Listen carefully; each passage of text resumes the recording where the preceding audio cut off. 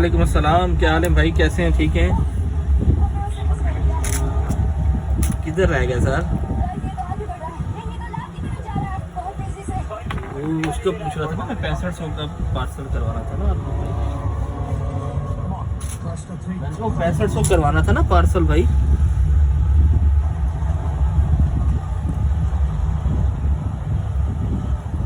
आप रहीम खान से नहीं?